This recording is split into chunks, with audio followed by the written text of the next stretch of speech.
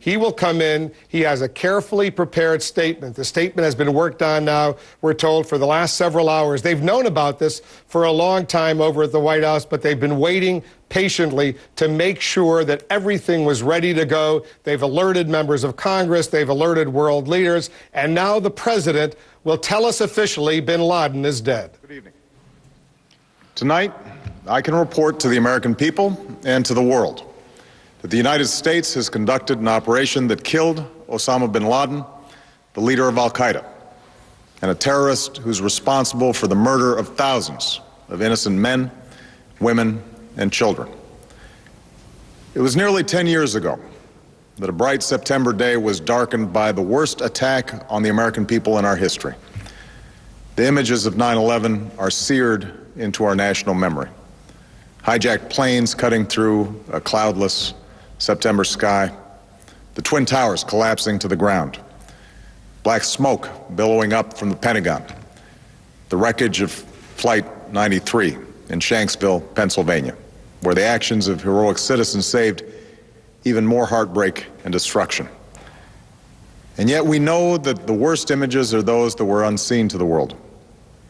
The empty seat at the dinner table, children who were forced to grow up without their mother or their father, parents who would never know the feeling of their child's embrace, nearly 3,000 citizens taken from us, leaving a gaping hole in our hearts.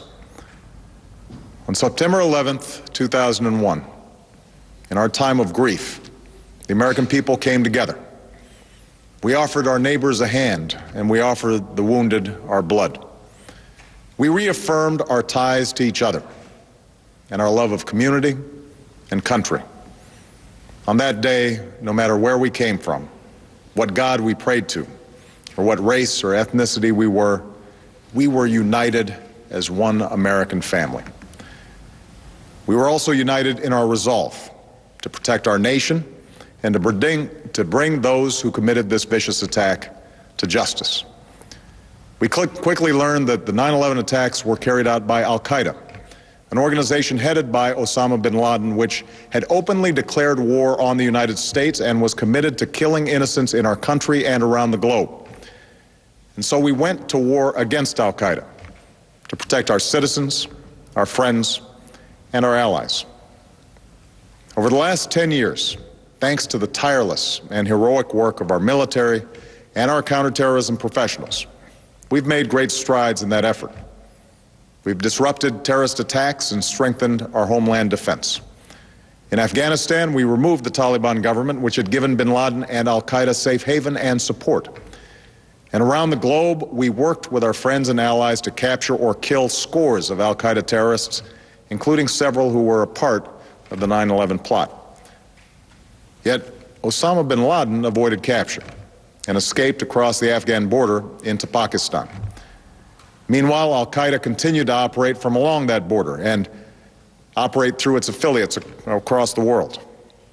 And so shortly after taking office, I directed Leon Panetta, the director of the CIA, to make the killing or capture of bin Laden the top priority of our war against al-Qaeda, even as we continued our broader efforts to disrupt, dismantle, and defeat his network. Then, last August, after years of painstaking work by our intelligence community, I was briefed on a possible lead to bin Laden. It was far from certain, and it took many months to run this thread to ground. I met repeatedly with my national security team as we developed more information about the possibility that we had located bin Laden hiding within a compound deep inside Pakistan. And finally, last week, I determined that we had enough intelligence to take action and authorized an operation to get Osama bin Laden and bring him to justice. Today, at my direction, the United States launched a targeted operation against that compound in Abbottabad, Pakistan. A small team of Americans carried out the operation with extraordinary courage and capability. No Americans were harmed. They took care to avoid civilian casualties. After a firefight, they killed Osama bin Laden and took custody of his body. For over 2 decades, bin Laden has been al-Qaeda's leader and symbol, and has continued to plot attacks against our country and our friends and allies. The death of bin Laden marks the most significant achievement to date in our nation's effort to defeat al-Qaeda. Yet his death does not mark the end of our effort. There's no doubt that al-Qaeda will continue to pursue attacks against us. We must and we will remain vigilant at home and abroad. As we do, we must also reaffirm that the United States is not and never will be at war with Islam. I've made clear, just as President Bush did shortly after 9/11, that our war is not against Islam. Bin Laden was not a Muslim leader. He was a mass murderer of Muslims. Indeed, al-Qaeda has slaughtered scores of Muslims in many countries, including our own. So his demise should be welcomed by all who believe in peace and human dignity. Over the years, I've repeatedly made clear that we would take action within Pakistan if we knew where bin Laden was. That is what we've done. But it's important to note that our counterterrorism cooperation with Pakistan helped lead us to bin Laden and the compound where he was hiding. Indeed, bin Laden had declared war against Pakistan as well and ordered attacks against the Pakistani people. Tonight, I called President Zardari, and my team has also spoken with their Pakistani counterparts. They agree that this is a good and historic day for both of our nations. And going forward, it is essential that Pakistan continue to join us in the fight against al-Qaeda and its affiliates. The American people did not choose this fight. It came to our shores and started with the senseless slaughter of our citizens. After nearly 10 years of service, struggle, and sacrifice, we know well the costs of war. These efforts weigh on me every time I, as Commander-in-Chief, have to sign a letter to a family that has lost a loved one, or look into the eyes of a service member who's been gravely wounded. So Americans understand the costs of war. Yet, as a country, we will never tolerate our security being threatened, nor stand idly by when our people have been killed. We will be relentless in defense of our citizens and our friends and allies. We will be true to the values that make us who we are.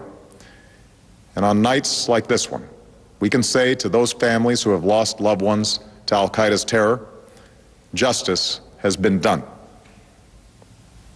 Tonight, we give thanks to the countless intelligence and counterterrorism professionals who've worked tirelessly to achieve this outcome. The American people do not see their work, nor know their names, but tonight they feel the satisfaction of their work and the result of their pursuit of justice. We give thanks for the men who carried out this operation, for they exemplify the professionalism, patriotism, and unparalleled courage of those who serve our country.